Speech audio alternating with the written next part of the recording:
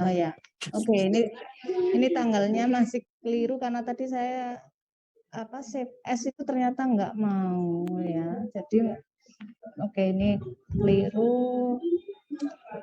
Ya, sudah pada ngisi semua untuk Google Form-nya, yang link yang saya isi tadi. Sudah, Bu. Nah, oke, sudah. Tapi saya belum lihat. Nanti saya lihatnya ya untuk evaluasi untuk pertemuan kedua. Oke, saya akan jelaskan mengenai cakupan dari materi kita ya di awal sebelum UTS, apa saja yang akan Anda dapatkan begitu ya. Nah, di sini ada 5 CPMK ya, capaian pembelajaran mata kuliah. Yang pertama ya, Anda nanti akan tahu mengenai konsep kosmetika. Ya, lalu ruang lingkupnya seperti apa? Nah, sebentar ya.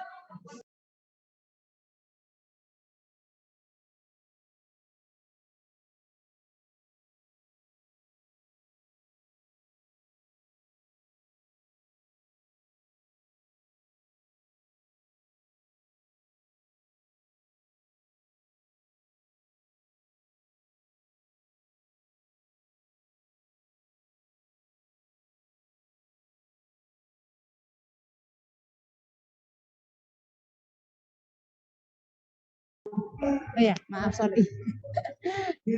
Lupa ngeklik ini ya tadi. Oke, yang kedua bagaimana kita akan menganalisis ya sebuah sediaan kosmetik ya yang ada di pasaran ya. Anda tahu berbagai macam sediaan kosmetik ada di pasaran yang mudah kita jumpai ya. Nanti kita akan belajar di situ.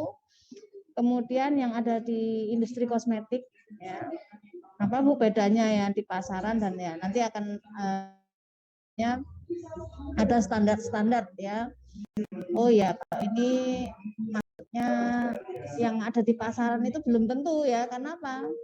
Kalau Anda menjumpai ya sediaan kosmetik, ada yang dia itu terregistrasi, ada yang tidak. Ya. Ya, gimana Bu maksudnya? Ya. Ada yang mungkin masih dalam proses tapi sudah dijual, ya. Ada yang memang sengaja tidak meregistrasi produknya, atau ada yang dia terregistrasi ternyata palsu ya, ketika dicek BPOM ternyata nggak ada ya. Oke, yang keempat adalah menjelaskan analisis alergen ya, karena memang eksipien dari bahan-bahan kosmetik itu ya bisa saja mengandung bahan yang ternyata itu menyebabkan alergen. Kemudian kontaminasi, impurities, dan menjelaskan bahan bioaktif pada kosmetik ya. Jadi bio ya, bio ini ya dari bahan alam misalkan ya. Ini lagi tren ya. Jadi banyak kosmetik-kosmetik yang dia itu berbahan alam. Bahan alam apa saja yang bisa nanti digunakan gitu ya. Nah, di sini saya akan menjelaskan di poin 1, 2, 3 ya untuk sebelum UTS. Nanti untuk pengampu kedua yaitu Pak Sabtono akan menjelaskan di poin ketiga, jadi setengah saya, setengah Pak Sabtono ini nanti karena ini banyak soalnya. Kemudian keempat, kelima, begitu ya. Jadi biar kalian tidak bingung, seperti itu materi yang akan disampaikan. Oke. Oke, nah untuk berikutnya ya, sub CPMK 1 tadi kan mengenai apa tadi? Konsep umum ya, konsep umum kosmetika ya. Nanti kalian akan belajar sebenarnya apa sih itu kosmetik. Loh, kok ada kosmetik juga? Apa itu? Ya, nanti akan Anda belajar itu. Terus bagaimana sih perundang-undangan yang mengatur mengenai sediaan kosmetik? Ya, tidak hanya di Indonesia, kita akan belajar di berbagai negara. Itu. Jadi kalau di Amerika itu seperti apa? Kalau di Jepang itu seperti apa? Kalau di Korea itu seperti apa, misalkan seperti itu. Kemudian penjaminan mutu QC dalam sediaan kosmetik, ya. Kemudian peraturan khusus, ya. Ini saya kenalkan karena sebelum kita menganalisis, ya, sebelum kita menuju ke metode, ya, itu bahan-bahan kosmetik itu ternyata ada yang prohibited, ya, ternyata ada yang terlarang, atau ada yang masuk golongan kategori tidak aman atau unsafe, gitu ya. Nah, sehingga ini kita harus tahu. Kemudian yang keenam, untuk subjek PMK yang pertama, kalian juga harus bisa mengenali, ya, International Nomenclature of Cosmetic Ingredient. Ya, jadi INCI, ya, nama lain, ya, secara internasional, ya. Kalau tumbuh-tumbuhan misalkan saya mengatakan Zingiber officinale, ya, atau Curcuma domestica, kalian sudah pasti tahu, ya. Nah, tapi kalau kosmetik ada nama lainnya, gitu ya. Nah, ini yang kemudian akan secara umum dikenali apa namanya, oleh pihak-pihak yang terjun di dunia kosmetik. Nah, sehingga kalau kita mengatakan bahan A, B, C itu sama, ya, di negara A, di negara B, negara C, ya, sama seperti tadi tata nama tanaman, gitu ya, nama Latin, gitu ya. Oke. Nah,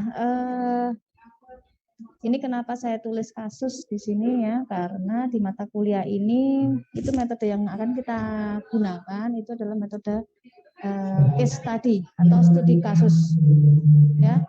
Jadi bisa jadi nanti Anda akan mendapatkan kosmetika itu yang saya berikan nanti kategorinya apa, ya. Jadi berarti saya diminta untuk bisa mengkategorikan produk-produk kosmetik. Kemudian Anda juga nanti diminta untuk bisa memahami, ya, aturan-aturan kosmetik di berbagai negara. Misalkan kalau di Indonesia gimana, ya, kalau di Jepang seperti apa. Ya, tadi kaitannya dengan definisi kosmetik atau kosmetik. Ya, kemudian aspek QC, ya, ini sama, ya. Jadi nanti kasusnya mengikuti dengan materi ini. Oke. Terus untuk subjek PMK kedua, ya, ini tadi kan kita akan menganalisis, ya, produk-produk kosmetik yang ada di pasaran, ya. Masalah-masalah yang ada di pasaran biasanya, ya, cemaran mikroba. Wah, ternyata, ya, mudah tercemar, baik mikroba, ya, atau bahaya mengancam, yaitu logam berat, atau menguji bahan yang dilarang dalam kosmetik. Misalkan, ya, ternyata klaimnya, ya, padahal sebenarnya kosmetik itu kan nggak boleh mengklaim, ya, tapi klaimnya itu ada pemutihnya, wah, dia bisa memutihkan dan lain-lain. Nah, ini kandungan pemutihnya itu kita cek, ya, apakah itu melebihi kadar atau bahkan menggunakan bahan yang dilarang, atau menguji bahan pengawet, ya, ini juga bisa. Nah, sehingga nanti kasus-kasus yang kalian hadapi akan seperti ini. Oke. Kemudian yang ketiga, untuk subjek PMK yang ketiga, ya, macam-macam metode analisis kosmetik, ya, karena ini bentuknya sediaan, ya. Tentu saja sebelum kita lakukan analisis kita harus melakukan tahapan-tahapan sebelum menganalisis, misalkan dari derivatisasi, kompleksasi, saponifikasi, reaksi redox, ya.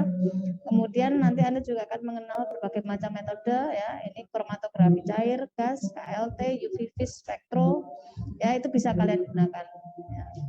Saya kira yang sudah mendapatkan kuliah analisis farmasi mungkin sudah pernah melakukan belum?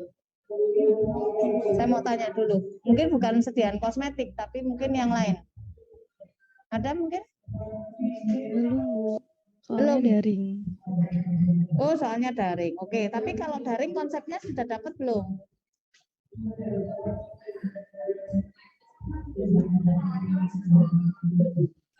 Sudah, ya. Coba Mbak Farah, apa yang mungkin bisa diceritain aja yang Anda ketahui itu? menganalisis apa, diceritain menganalisis apa, kemudian dengan metode apa gitu. Coba diingat-ingat.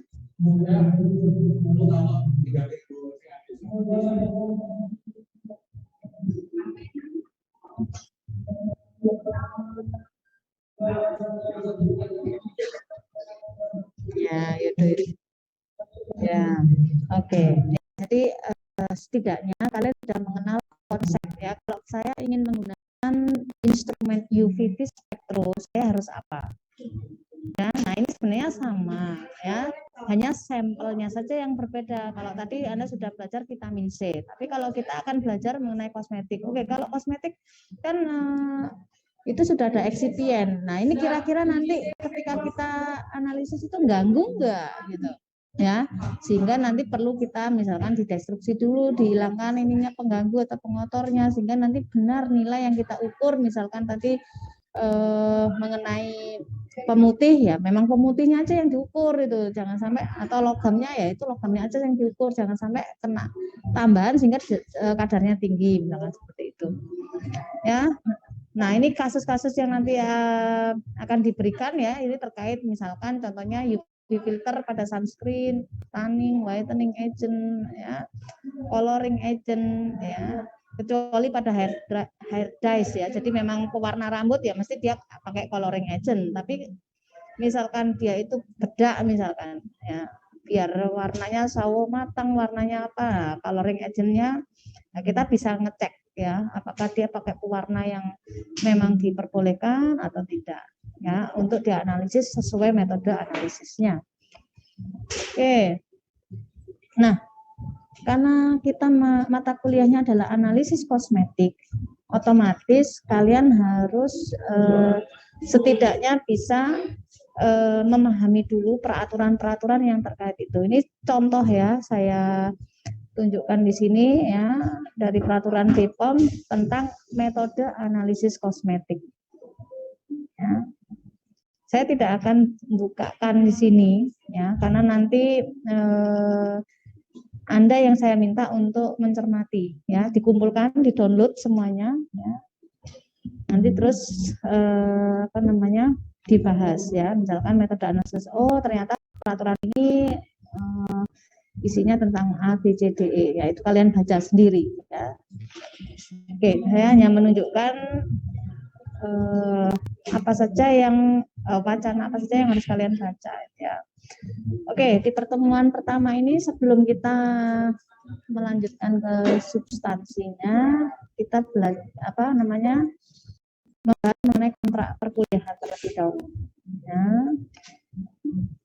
Nah, ini untuk penilaiannya ya. Bisa jadi nanti akan ada kuis, ya, bisa jadi ada ya, mungkin belum tentu. Tapi tugas dan yang pasti ini karena tadi saya sudah tulis tapi hilang nih. Ini case study ya, nanti akan ada banyak kasus yang akan kalian pecahkan gitu. Ya. Kemudian presensi kehadiran tentu saja ya dengan pihak OJW, kemudian keaktifan diskusi. Nanti ketika saya berikan case tadi kita diskusi, kemudian silakan bisa aktif gitu ya. Oh menurut pendapat saya begini, menurut pendapat saya ini. Silakan, nanti salah pun nggak masalah, kita kan belajar. Ya. Oke, kemudian UTS ya, sehingga ini penilaian dari saya, nanti untuk dari Pak Sab juga sama, sehingga nanti nilai itu antara nilai serangkaian ini dengan serangkaian yang setelah UTS itu akan digabung. Jadi kalau nanti di akhir itu ada nilai yang kemudian loh Bu, nilai saya kok sekian, nilai saya sekian ya, itu adalah gabungan. Nah, silakan kalau misalkan nanti nggak cocok, nah nilainya mana yang pengampu 1 atau pengampu 2 gitu ya, seperti itu, karena itu nilai gabungan ya, bukan berarti terus kok nilai saya ini ya hanya ke 1 dosen ya, nggak bisa karena itu gabungan 2 ya. Oke, kemudian reference ya. Jadi kalau kalian ingin mengikuti mata kuliah ini dengan mudah ya, saya harapkan baca peraturan pemerintah dulu. Yang pertama tadi BPOM 2011, peraturan tentang metode analisis kosmetik. Ini Minimal kalian harus baca ini, ya, metode analisis kosmetik.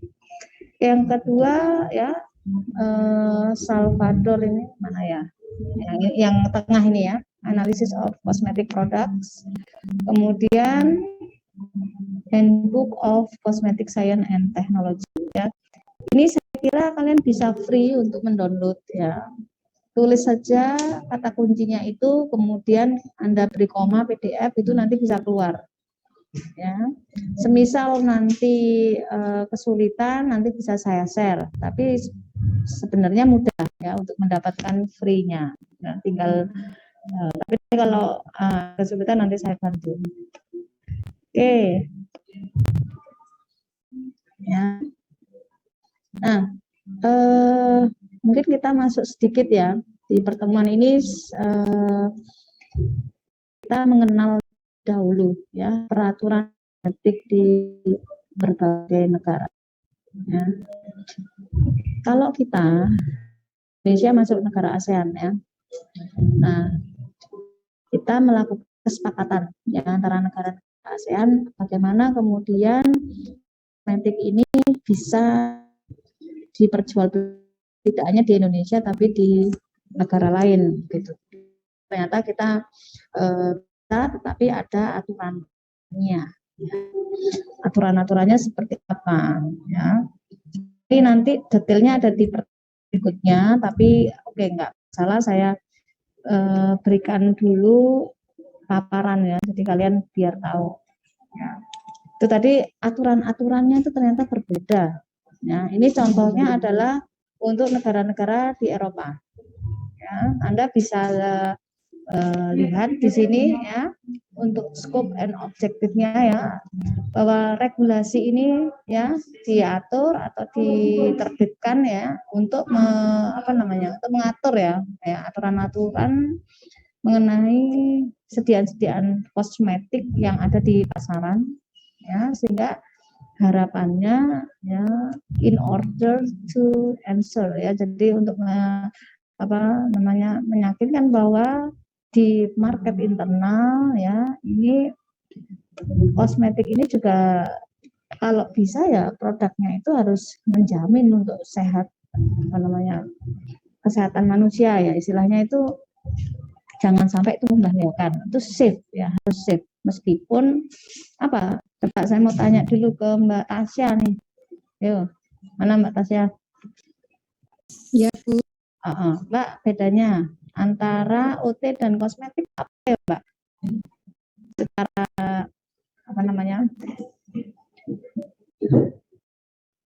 secara notifikasinya. Coba. OT itu obat tradisional. Ya, sediaan obat tradisional. Kalau yang kosmetik ya bedanya apa? Kalau mungkin kalau obat tradisional itu apa ya Bu, untuk kesehatan gitu loh Bu, terus juga bisa dikonsumsi melalui oral gitu. Kalau misalkan kosmetik itu mungkin lebih ke perbaikan kulit dan sebagainya kayak gitu Bu. Oke, ada kata kuncinya ya.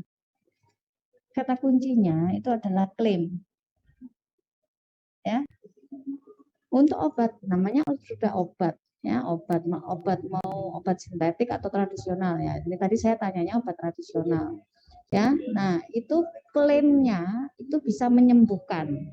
Sehingga ketika Anda mencermati kemasan ya, kalau dia itu logonya jamu atau logonya UHT atau logonya fitofarmaka, pasti di sana membantu ya, misalkan jamu membantu meredakan ya, misalkan seperti itu ya, atau di sana menyembuhkan ya, ada klaim itu. Tapi kalau kosmetik ya, coba yang putri-putri lihat ya, misalkan ini ada di kamar, coba lihat sediaan kosmetiknya, nggak akan mungkin ya menyembuhkan ya, yang sudah teregistrasi BPOM ya, pasti di sana tidak ada klaim untuk penyembuhan. Adanya ya tadi merawat ya, seperti itu. Ya, ini bedanya, sehingga Anda juga bisa lihat yang ada di Eropa ya. Ini cosmetic products ya, means artinya any substances or mixture ya. Jadi suatu apapun substansi itu atau mixture campuran intended to be placed in contact with external parts. Jadi yang dia itu dipergunakan untuk memang untuk external part ya dari tubuh manusia ya. Baik itu bisa rambut, bisa nails ya, nails kuku ya, lips and external genital organ. Jadi memang khusus untuk penggunaan untuk organ luar eksternal. Nah, ini kalau dari definisi Europe ya. Nah, nanti juga akan diterangkan substance itu artinya apa ya, elemen kimia dan juga komponen-komponen yang mungkin dia itu natural ya atau diperoleh dari proses pabrikan gitu ya. Mungkin aditif ya, ini aditif meliputi pressure ya kayak ya istilahnya substances ya. Bisa sintetik ya istilahnya seperti itu karena manufacturing proses gitu. Oke, nanti kita akan cek ya di ini masih di Europe ini ya. Ini saya masih di Europe. Itu ada bahan-bahan yang dia itu dilarang. Ya. Jadi kalau yang ini ya restriction ya untuk pembatasan dari substansi yang ada di list yang di aneks ya. Bahwa ada bahan-bahan yang memang itu dilarang atau yang memang restricted ya. Beda ya Bu ya, beda ya, prohibited dan restricted. Ya, atau yang unsafe, yang nggak aman. Gitu. Kemudian maaf sebentar. Nah, di kosmetik ini tuh juga sekarang secara teknologi mengarah ke teknologi nano ya, nanomaterial. Nah, di sini di regulasi yang ada di Europe ya, mereka menyatakan ya, for every cosmetic product that contains nanomaterials ya, jadi untuk produk-produk kosmetik yang mengandung nanomaterial ya, bahwa proteksi terhadap manusia itu harus dipastikan ya, boleh. Jadi nah apa saja itu sediaannya ya, ini kalau bisa kalian lihat di sini ada body care, hair care, dekoratif, boleh juga skincare ya, kemudian sun care atau oral care. Oh ternyata semua sediaan ini bisa dibentuk dengan nano material gitu ya. Tapi ada juga pembatasan ini ya di regulasi ini,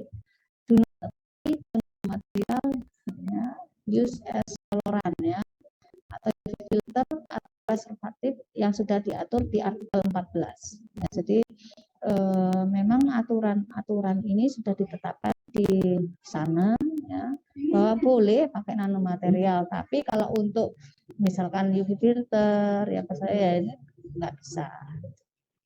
Ya, kemudian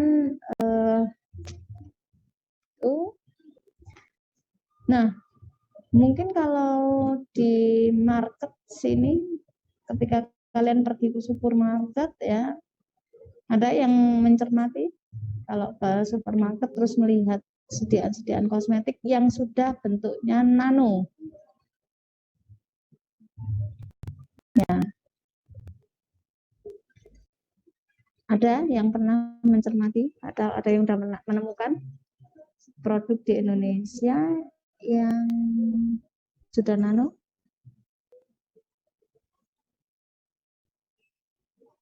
Ya.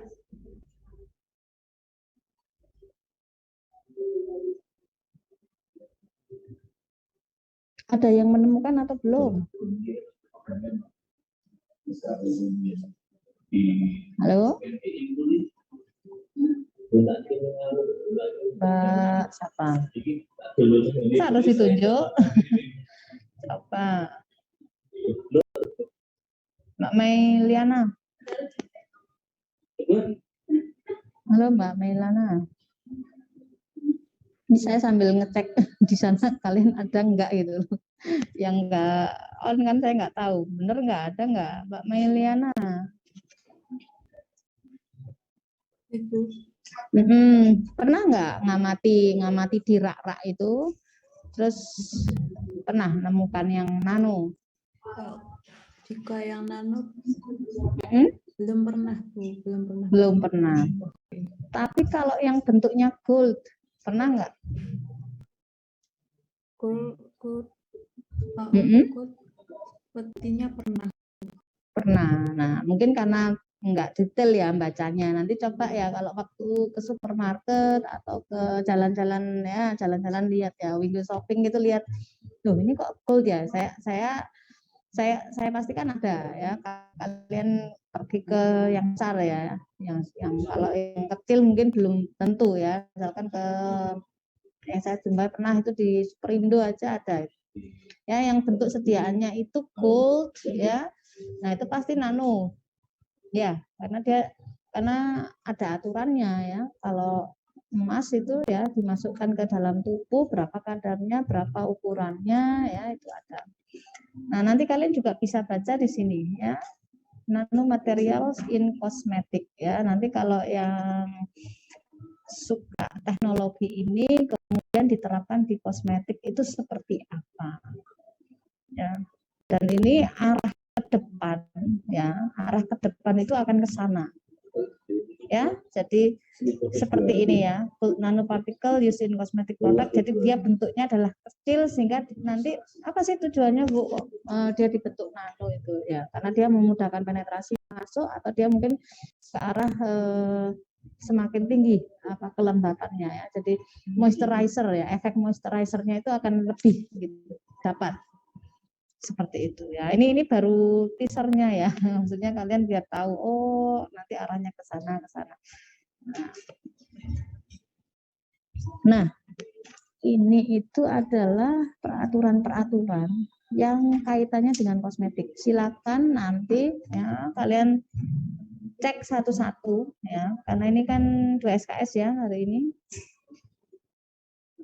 Saya beri kesempatan, silakan baca masing-masing. Misalkan ini kriteria dan tata cara penarikan pemusnahan kosmetik, pedoman dokumen informasi produk, cemaran dalam kosmetik, ya persyaratan teknis bahan kosmetik. Tapi ini yang terbaru ya, yang kalian cek ya. Misalkan ini Perkab BPOM 23 tahun 2019. Loh Bu, masih ada Bu, ternyata yang baru 2020. Ya, berarti cek yang 2020 nomornya berapa? Itu ya. Nah, kita kan belajarnya analisis kosmetik ya, tapi saya ingin memberi pemahaman dulu sebelum kita lanjut ke sana. Karena kalau kita nggak tahu misalkan cemaran dalam kosmetik, ya kita nggak ngeklik ini ya, nggak ngerti. Terus saya minta kalian ada kasus tentang cemaran. Gimana mau bahas? Sumber primernya belum kalian baca ya, jadi coba dicari masing-masing ini, kemudian Anda pelajari. Ya, oke. Nah, definisi kosmetik ya, ini kita kembali ke peraturan ya. Tadi sudah di Europe ya, regulasi tadi juga sama ya. Bahan atau sediaan ya untuk pemakaian bagian luar tubuh. Nah, tadi ada rambut ya, epidermis rambut, kuku, bibir ya. Ini yang tujuannya untuk apa? Ya, di sini dari kata-kata membersihkan sampai di sini itu nggak ada, kata menyembuhkan nggak ada sama sekali. Nah, itu bedanya yang tadi saya nyatakan tadi. Tidak ada klaim di sini. Klaimnya itu nggak ada menyembuhkan. Tapi adanya adalah apa? Membersihkan, ya, mewangikan, mengubah penampilan, ya, misalkan pakai lips ya, pakai lipstick ya itu mengubah penampilan kan, memberi warna merah ya, memperbaiki bau badan atau melindungi atau memelihara tubuh pada kondisi baik ya. Ini definisi kosmetiknya ya. Jadi produk-produknya seperti apa. Nah, ini apa namanya, bisa ya dilakukan pemetaan. Oke, kalau epidermis ya. Nah, ini nanti produk-produk yang ke arah moisturizer, ke arah pelembab. Ada kan produk moisturizer, kemudian tabir surya juga sasarannya ke epidermis. Kalau rambut ya sampo. Ya, kalau kita ngomong sampo, kalian juga harus belajar. Loh, sampo itu apa ya? Oh, jenis-jenis sampo. Pernah kalau saya tanya nih, Mbak siapa ya? Siapa yang mau jawab nih? Mbak Adinda, Miss. Mbak Adinda, halo Mbak Adinda.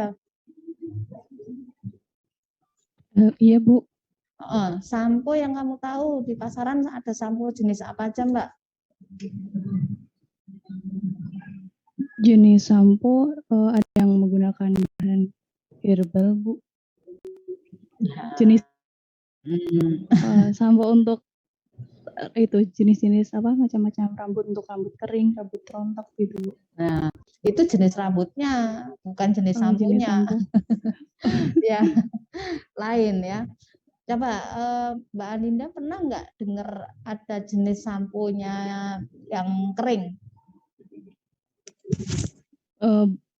Sampo kering Bu, maksudnya untuk rambut kering begitu Bu. Kalau sampo kering belum pernah dengar Bu. Belum pernah ya. Yang Iya. kalian gunakan di rumah masing-masing biasanya yang misalkan Lifebuoy, terus apalagi Pantene, mungkin gitu ya, cair ya. Iya. Nah ini bentuknya serbuk Mbak, kering. Pernah? Pernah pakai mungkin di sini? Ada yang pernah pakai? Belum pernah Bu, pakainya cair. Iya, pakainya cair. Nah, ya jadi ternyata ada yang jenis samponya itu yang serbuk, yang kering gitu, yang bukan yang kayak apa namanya liquid itu, yang cair itu ya, yang kayak di rumah itu. Loh, apa Bu tujuannya? Kenapa kok ada yang bentuk seperti itu ya? Ini karena ini sebenarnya ada nanti di slide-slide berikutnya, tapi nggak apa-apa. Sampo yang jenis itu biasa digunakan untuk orang yang sakit. Ya, orang sakit itu misalkan dia tiduran di tempat tidur selama 1 bulan, tapi gimana caranya untuk sampoan? Ya nggak boleh, harus bed rest, harus ini nggak boleh. Ya pakainya yang jenis itu. Ya, misalnya atau orang lansia ya. Nah, itu di apa namanya dibersihkan pakai sampo yang jenis serbuk tadi. Oh ada toh Bu ya, tuh, ya. Kemudian hair conditioner atau ini pewarna rambut ya, ini untuk targetnya rambut.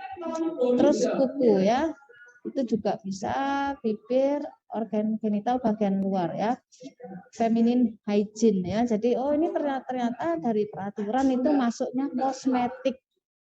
Ya, jadi ini kosmetik, bukan obat ya. Bukan maksudnya obat. Gigi, mukosa mulut ya, mouthwash ya, mouthwash ternyata juga maksudnya adalah kosmetika. Jadi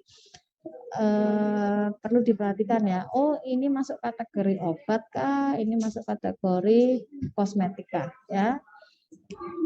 Oke. Nah, tadi ini kembali kita ke harmonisasi ASEAN pada kosmetik ya. Jadi kita masuk dalam negara ASEAN ya.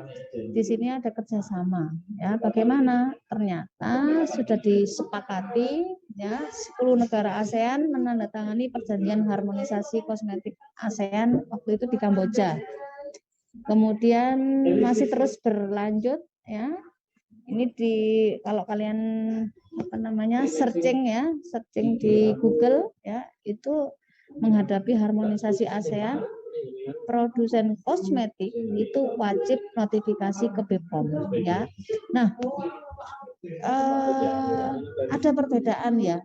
Ketika pelaku usaha itu ingin mendaftarkan produknya ya ke BPOM.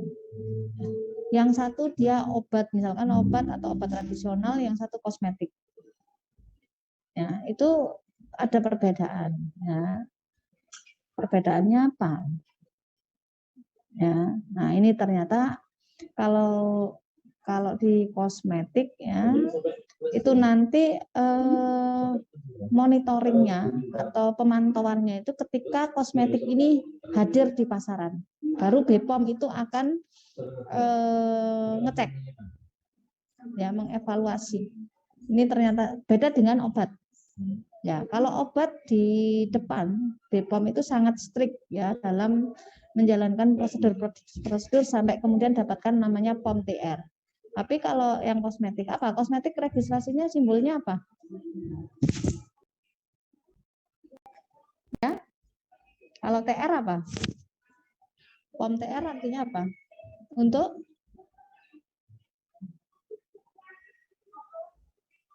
halo?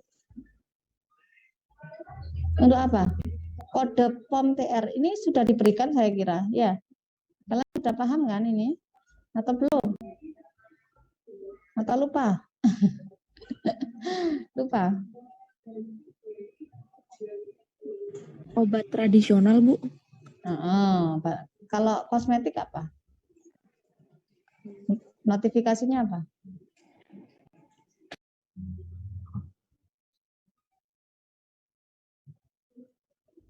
Ayo coba lihat di kamarnya situ yang ada di kamar.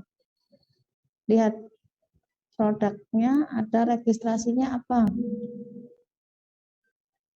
Coba lihat handbody-nya atau lihat kosmetik yang ada di kamar masing-masing. Lihat apa?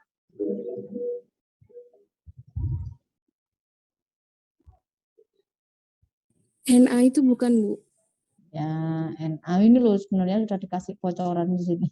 Ya, berupa notifikasinya adalah simbolnya NA. Jadi ketika kalian lihat produk lalu ada TRO ini langsung kalian bisa pastikan ini isinya adalah obat tradisional.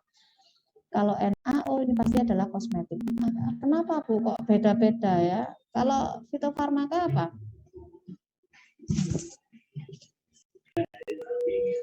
Yo, kalau fitofarmaka apa? Ini harusnya ini kalian sudah level tinggi loh, sudah semester atas loh, harusnya sudah langsung. Ini Bu, ya, ayo. Belum pernah dikasih ya? Sudah atau lupa? Saya tanya dulu, sudah pernah dikasih atau lupa?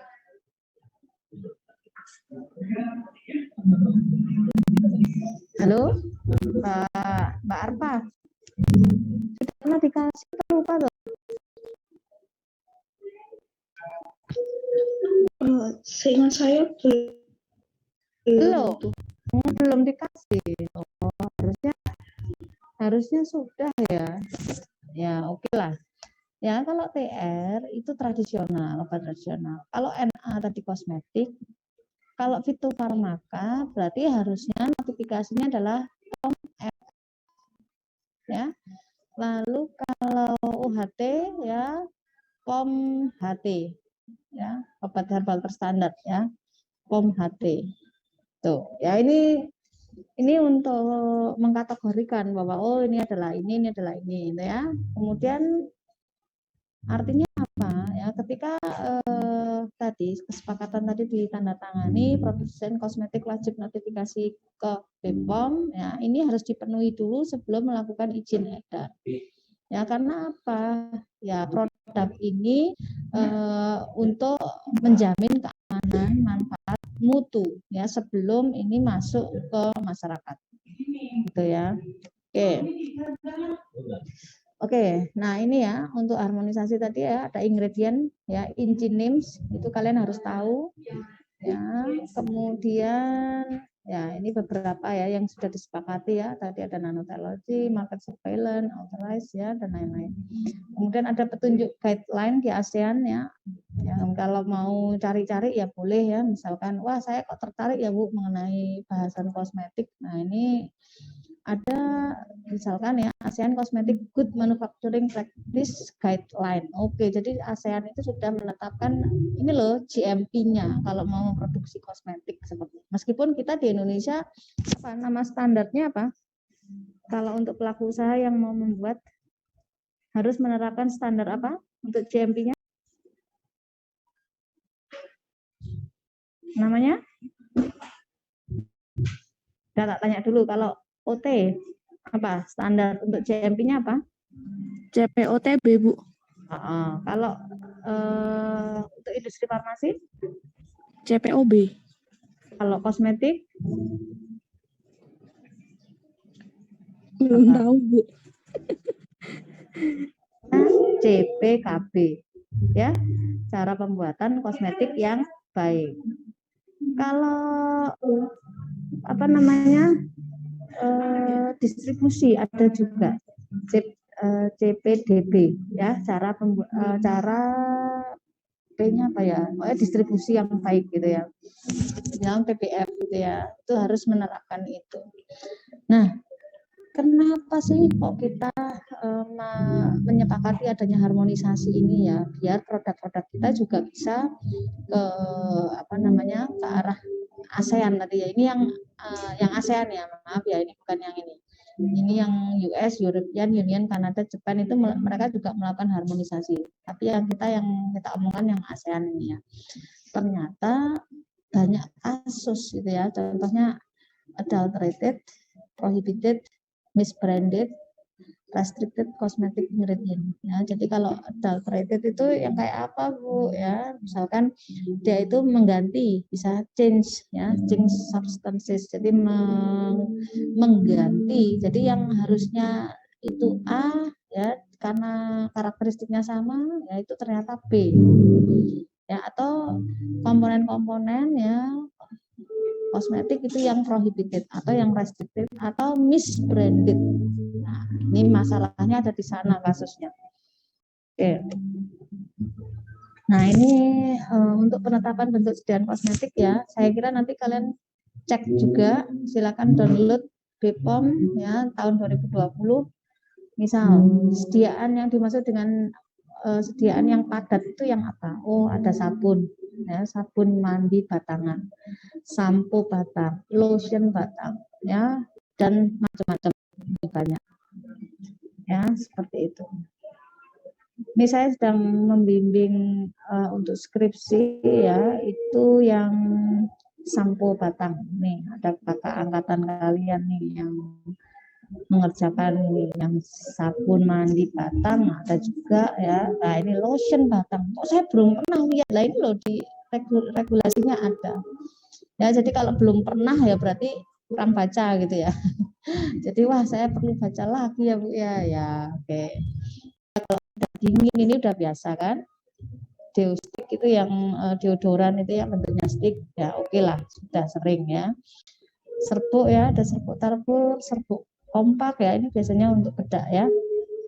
Kemudian lulur, mangir ya, garam mandi ya. Garam mandi mungkin kalau di Indonesia bisa kalian jumpai di spa-spa, tapi kalau di luar negeri ya ini tren ya, karena dia biasa digunakan karena mereka ya pakai bathtub gitu ya. Nah, ini untuk refleksi.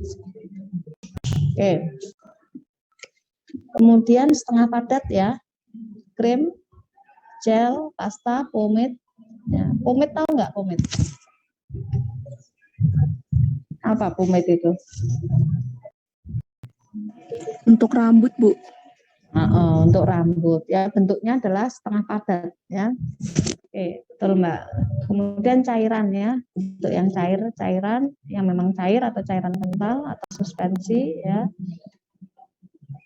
Kemudian aerosol ya. Oh, kosmetik yang bentuknya aerosol bisa Bu, bisa ya. Ini bagi nanti yang teman-teman yang ingin mengembangkan suatu produk ya. Wah, saya kok seneng ya bergabung di R&D ya Bu ya. Mau membuat sediaan aerosol ya, ini juga bisa. Jadi nggak cuma seperti kalau apa namanya, yang untuk orang asma kan ya pakai aerosol. Oh, nggak cuma untuk obat, kosmetik itu ternyata juga ada yang bentuknya aerosol ya. Apa contohnya apa?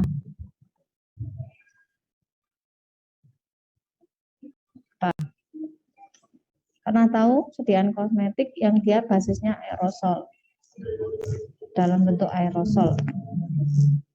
Hairspray Bu. Ya, hairspray, deodoran yang aerosol, yang bukan deodoran apa stick tadi, itu bisa ya.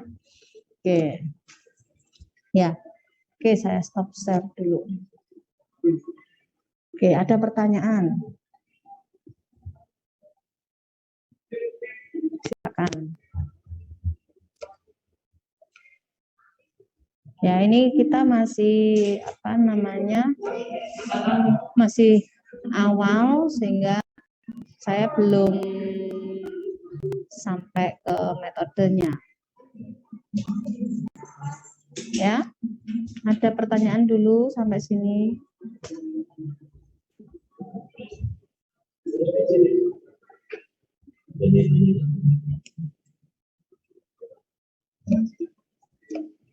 Tuh, saya nanya loh, ini ada nggak? Kalau nggak ada, ya oke. Jadi gini ya, untuk apa namanya 50 menit ini kita tatap muka ini ya, saya beri tutorial tadi. Nah, untuk 50 menit berikutnya ya, karena tadi sudah saya berikan peraturan-peraturan, saya beri kesempatan kalian untuk cari dulu ya. Jadi download dulu ya, tadi yang sudah ada di PPT, nanti saya share di grup ya, kemudian baca. Sehingga nanti ketika kita masuk di substansi, kalian sudah, oh iya saya nyarinya harus di sana nih. Kalau tentang ini saya harus nyarinya di sini. Paham ya? Sama situ? Oke. Oke, kalau gitu saya share dulu saja daripada nanti lupa. Oke, saya share dulu ini.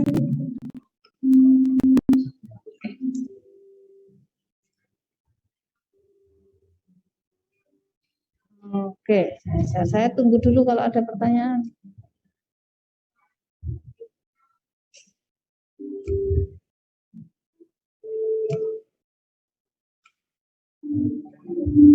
Mbak Tasya ada tanya nggak, Mbak? Dari saya belum ada, Bu. Belum ada. Oke, Mas Andre. Belum ada, Bu. Kayaknya pertanyaannya buat pertemuan selanjutnya. Oh, oke, ya. Ya Bu, ini masih kenal sama mata kuliahnya aja masih ini ya. Oke, perkenalannya nanti baca ya. Dibaca, semakin kalian banyak baca, semakin banyak pertanyaan gitu kan. Kalau nanti bisa, saya bisa jelaskan ya, oke kita bahas ya. Tapi nanti ini asik ya. Kalian nggak usah apa namanya khawatir ya. Kita akan banyak studi kasus ya. Banyak hal-hal yang kiranya nanti bisa kita bahas. Ini kenapa ya kira-kira ya? Ini kalau seperti ini seperti apa? Ya karena metode yang kita desain untuk saat ini adalah case study. Ya, case study. Beda dengan mungkin mata kuliah lain yang tutorial ya, banyak tutorial. Nah, ini kalian akan diberikan banyak kasus ya, beberapa kasus nanti bisa didiskusikan ya. Oke, saya kira itu saja. Ini nanti saya kirim. Ini sudah saya sebentar.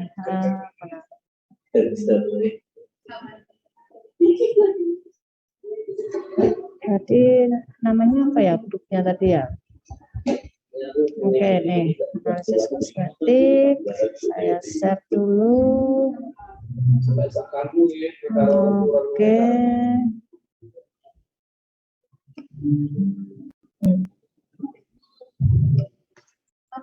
Oke, ya sudah saya share.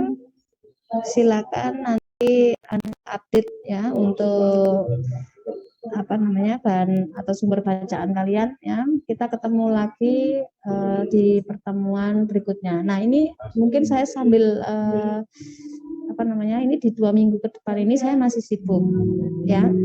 Jadi mungkin setelah itu April ya nanti bisa luring. Ya, sementara ini di awal saya masih hanya belum bisa luring, saya ketemunya daring dulu. Nanti mulai dari bulan ya April nanti saya beritahu untuk luringnya. Gitu ya. Oke, baik. Saya kira itu dulu dari saya. Mohon maaf ya dalam penyampaian. Nanti akan saya baca untuk G-form yang sudah kalian isi tadi. Ya, untuk kedepannya. Oke, baik. Saya akhiri dulu. Terima kasih.